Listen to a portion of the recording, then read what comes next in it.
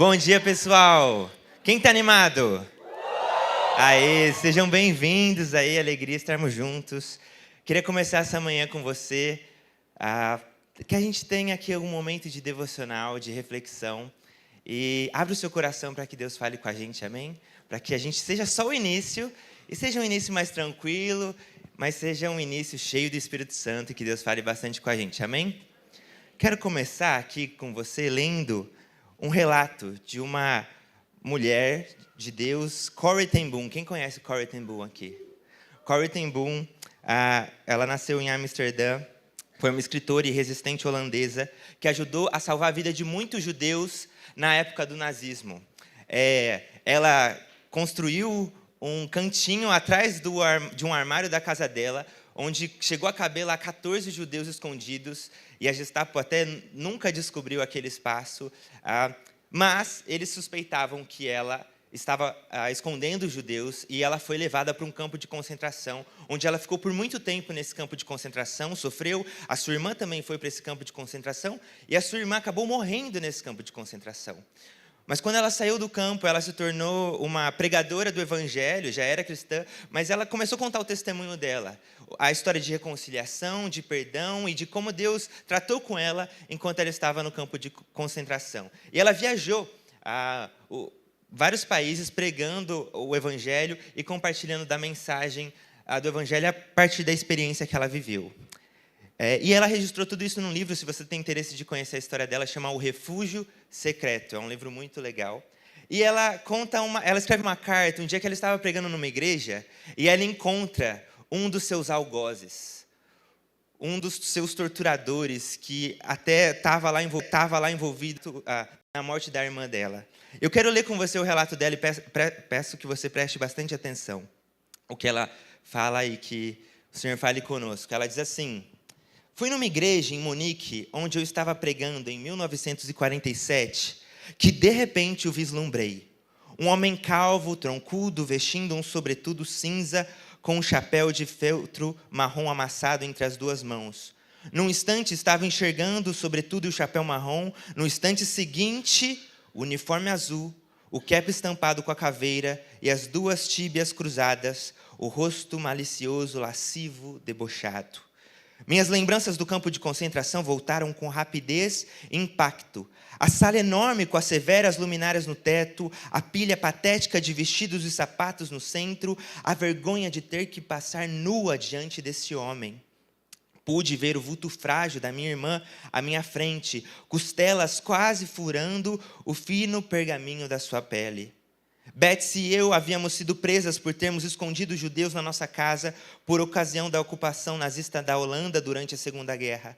Esse homem fora um dos guardas no campo de concentração em Ravensbrück, para onde fomos enviadas. Agora ele estava diante de mim, mão estendida. Que bela mensagem, Fraulein. Que bom saber, como disse, que nossos pecados estão todos no fundo do mar. Pela primeira vez desde a minha soltura, eu estava frente a frente com um dos meus algozes e meu sangue parecia ter sido congelado.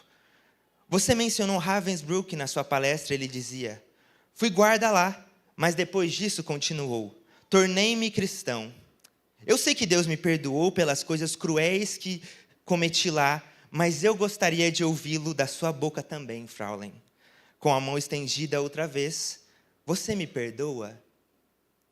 Fiquei ali paralisada, eu não podia fazer isso. Minha irmã Betsy morrera naquele lugar. Será que ele podia apagar sua morte terrível e prolongada simplesmente porque pedia perdão? Eu achava que já perdoara a todos, pregava sobre isso por toda a parte. Eu, o exemplo de perdão, não conseguia perdoar quando encarava meu ofensor em carne e osso. Não podem ter passado mais do que alguns segundos, ele em pé com a mão estendida, mas para mim parecia uma batalha de horas, enquanto eu enfrentava a coisa mais difícil que tive que fazer em toda a minha vida.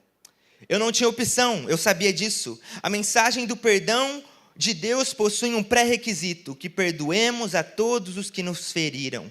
Se não perdoardes aos homens, afirmou Jesus, tampouco o vosso Pai vos perdoará as vossas ofensas. Ainda assim, lá estava eu, com o coração dominado por frieza. Entretanto, perdoar é um ato de vontade, e a vontade pode funcionar indiferentemente da temperatura do coração. Jesus, ajuda-me, supliquei silenciosamente. Eu posso levantar a minha mão, pelo menos isso posso fazer. Dá-me o sentimento depois. Então, sentindo-me um robô, coloquei minha mão mecanicamente na mão que me estava estendida, e enquanto fiz, algo incrível aconteceu. Uma corrente começou no meu ombro, correu pelo meu braço e saltou para as nossas mãos unidas. Em seguida, esse calor restaurador parecia inundar todo o meu ser, trazendo lágrimas aos meus olhos. Eu te perdoo, meu irmão, exclamei com todo meu coração. Por um longo instante, seguramos a mão um do outro, o ex-guarda e a ex-prisioneira. Posso dizer que nunca experimentei o amor de Deus de forma tão intensa como naquele momento. Amém? Vamos orar mais uma vez?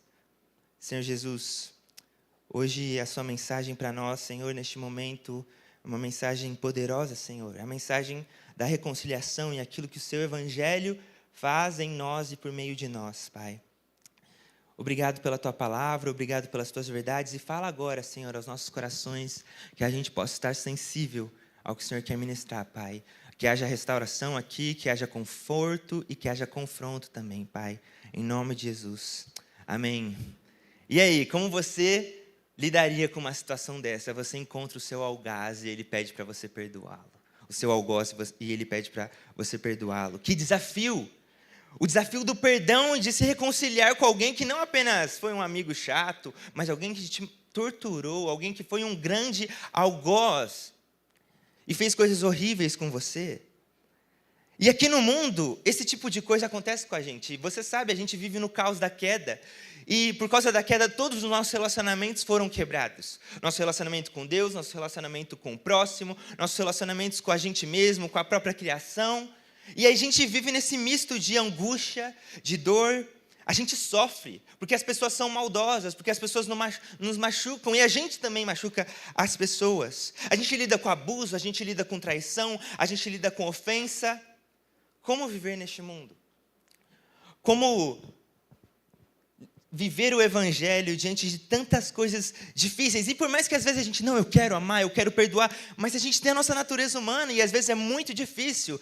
Às vezes a gente quer, mas a gente resiste, o nosso coração se angustia, a gente só quer chorar e a gente está mal.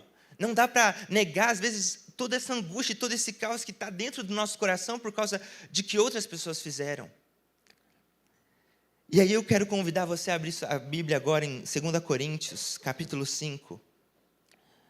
Mas nós lidamos com esse caos existencial todo o tempo. E Paulo sabe disso. E é isso que ele vai nos dizer aqui em 2 Coríntios 5.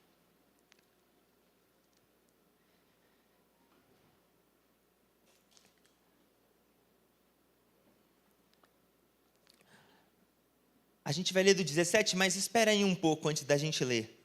Paulo, no início aqui desse texto, e em toda essa carta, Paulo está defendendo o seu ministério. Ele tem um desafio muito grande, porque os amados coríntios estão rejeitando o apóstolo Paulo. E o Paulo está lidando com essa angústia. Imagina o Paulão, gente. Estão negando o Paulão, estão rejeitando o grande Paulo, que a gente queria conhecer. Os caras estão de boa, Paulo, fica aí no seu canto, né? E eles estão rejeitando Paulo, e Paulo está tentando aqui falar da realidade, da verdade do seu ministério, como Jesus o chamou. A segunda carta de Coríntios é bastante sobre isso. Mas aí ele fala sobre exatamente essa realidade da queda que todos nós lidamos, de como vivemos numa habitação temporária. E ele começa os versículos dizendo assim: sabemos que se for destruída a temporária habitação terrena em que vivemos, temos da parte de Deus um edifício, uma casa eterna no céu, não construída por mãos humanas. Mas ele diz assim: enquanto nós não chegamos lá na plenitude, nós gememos aqui, desejando ser revestidos na nossa habitação celestial, porque estando vestidos, não seremos encontrados nus. Ele fala isso no início do capítulo 5. Mas ele fala, a gente está aqui e a gente está gemendo, porque a gente sofre e a gente lida com o caos da queda nas nossas relações. Imagina a angústia de Paulo em ter que lidar com a igreja que ele ama, que agora está o rejeitando. Ele fala, a gente geme mesmo, porque a gente não está pronto, porque a gente ainda está chegando lá. Estamos entre mundos. Outra conferência. Mas é isso, a gente vive nessa tenda e nosso corpo sofre, e a gente faz os outros sofrer também. A gente se cansa, os nossos relacionamentos são quebrados, nos angustiamos. É um muro de divisão nos separando. Mas Paulo quer trazer exatamente aqui essa ideia para nós, e eu quero que você preste atenção nisso. Deus está fazendo algo novo. Amém? E Ele está fazendo algo novo por meio de Cristo Jesus. No meio dessa tenda, desse muro de divisão, desse caos, da gente que está aqui gemendo, sofrendo, relações quebradas, Deus está fazendo algo novo e nos transformando num novo tipo de pessoa. E aí eu quero que você acompanhe a partir do versículo 17. Portanto, se alguém está em Cristo, é nova criação. As coisas antigas já passaram e eis que surgiram coisas novas. Tudo isso provém de Deus, que nos reconciliou consigo mesmo por meio de Cristo e nos deu o ministério da reconciliação. Ou seja, que Deus em Cristo estava reconciliando consigo o mundo, não lançando em conta os pecados dos homens, e nos confiou a mensagem da reconciliação. Portanto, somos embaixadores de Cristo, como se Deus estivesse fazendo o seu apelo por nosso intermédio. Por amor a Cristo lhe suplicamos, reconciliem-se com Deus. Deus tornou-se pecado por nós, aquele que não tinha pecado, para que nele nos tornássemos justiça de Deus. Amém? Essa é a palavra de Deus. Deus fez algo em Jesus que está nos tornando num novo tipo de gente, amém? Os irmãos pentecostais aí, carismáticos, amém? Deus está nos fazendo um novo tipo de gente, e a mensagem do Evangelho é isso: Deus nos reconciliou, esse muro de divisão, isso que nos separava, todo esse caos, Deus está nos trazendo de volta para Ele. E agora Ele nos chama também para reconciliarmos uns aos outros. E só para explicar melhor do ministério da reconciliação, e desse muro, dessa divisão, dessa separação que agora Deus está unindo, Deus veio até nós. Eu quero usar uma ilustração aqui. Quem aqui assistiu às Olimpíadas? Bastante gente, né? Rebeca Andrade, a galera arrasou ali, os brasileiros, várias pessoas. Mas uma das categorias que nós temos é o salto em comprimento. É aquela pessoa que pula mais longe, na maior distância. O atual medalhista dessa última Olimpíada é o grego Miltiades Tentoglou, com 8,48 metros de um pulo. Aí você pensa, eu consigo, alguém talvez pode ter pensado, né? Não sei. Mas 8,48 metros. Mas o recorde mundial é do norte-americano Mike Powell, com 8,95 metros. E aí, será que alguém consegue? E aí eu tenho aqui, eu vou andar aqui, ó, aqui tem um traço que marca o ponto zero. Então esse é o ponto zero. E 8,95, então a gente vai dar o pulo para chegar lá. Você pensa que uma pessoa conseguiu pular daqui para o ponto, que é, eu vou andando aqui. Dá até para tomar um café. Né? Estou andando ainda, pensa que o cara está no ar. No ar, no ar, no ar, chegou. 8,95. Loucura, né? As pessoas... Uma pessoa conseguiu pular daqui para cá. Uma distância. Será que tem algum corajoso que, eu consigo? Acho que não, né? Que grande distância. Impossível quase aqui de pular e alcançar. Provavelmente só o Mike Powell, provavelmente não, só o Mike Powell conseguiu pular essa distância. Agora, se eu te dissesse, será que você consegue pular daqui até São Paulo? Não dá, né? Acho que não. Daqui até outro país? Também acho que não. Será que alguém pode pular, então, para alcançar um Deus santo e justo e bondoso e maravilhoso? Agora, será que pecadores, que não só são pessoas ruins, mas pessoas que estão mortas espiritualmente, conseguem fazer esse salto e chegar até esse Deus todo-poderoso que é santo, que é justo? Se já é uma distância longa, imagina pular morto. Não pula, né? Como que mortos espiritualmente conseguem alcançar e chegar até Deus? Não dá. Mas Deus, em seu grandioso amor, fez esse pulo. Amém? Ele se encarnou e Ele veio ao nosso encontro. E é isso que Efésios 2 vai dizer para nós. Ele vai dizer assim: agora em Cristo Jesus, vocês que estavam longe foram aproximados. Ele botou um trampolim lá que fez a gente chegar até Ele.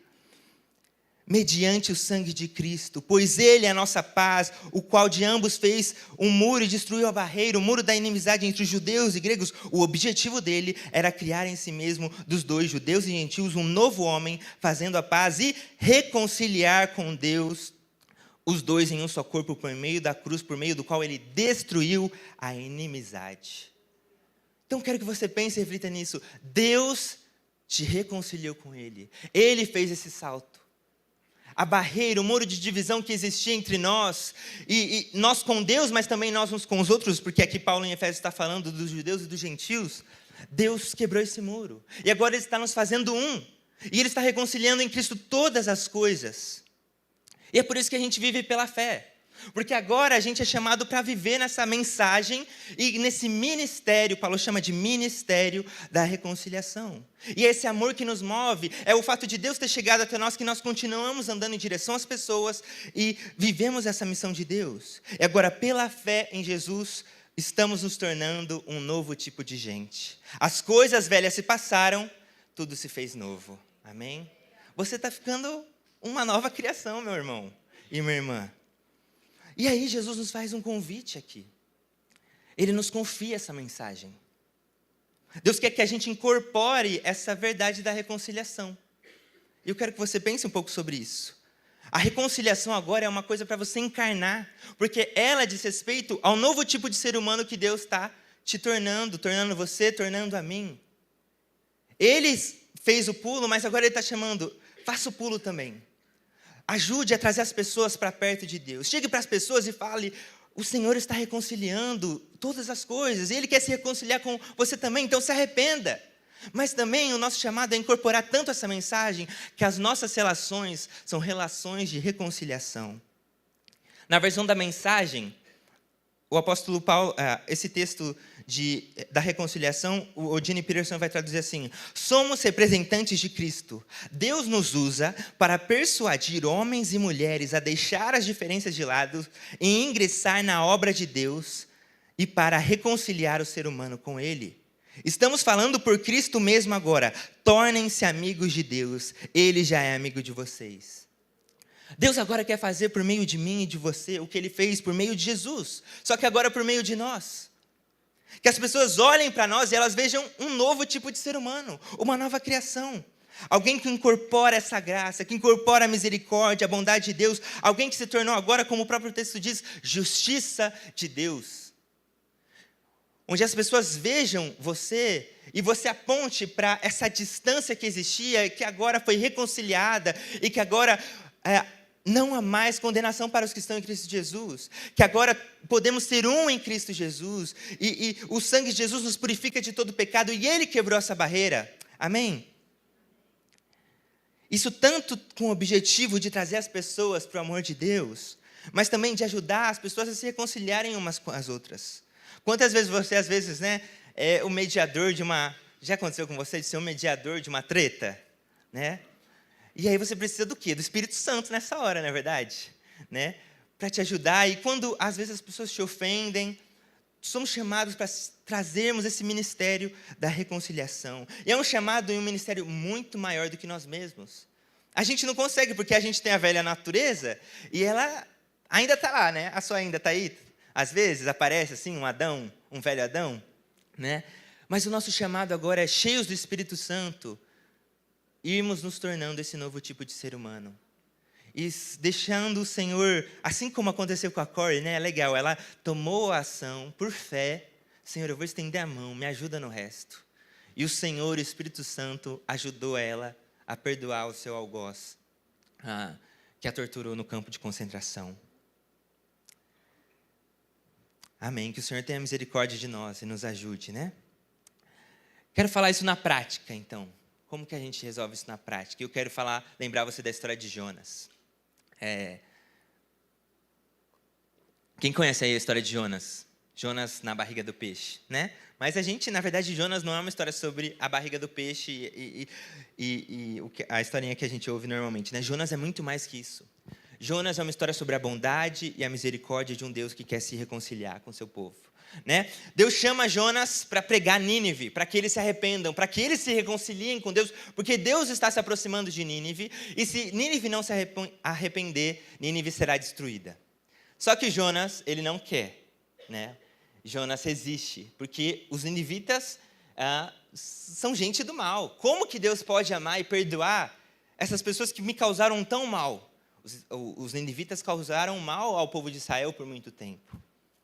E aí Jonas foge, Deus não deixa ele fugir, pega ele de volta e ele prega. É até engraçado, porque na Bíblia a pregação dele é 5 palavras. E as pessoas se convertem.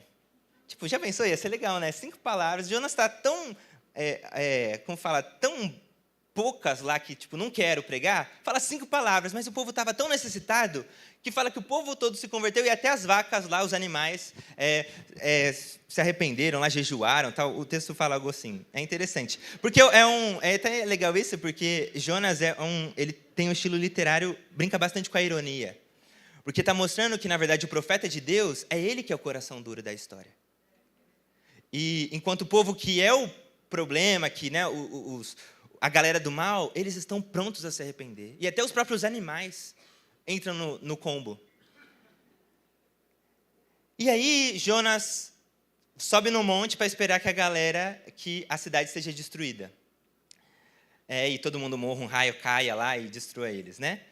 E aí Deus fala com Jonas, porque aí a cidade não é destruída, né? É isso que acontece. Jonas fica bravo com Deus e fala: eu sabia que o Senhor tinha coração mole.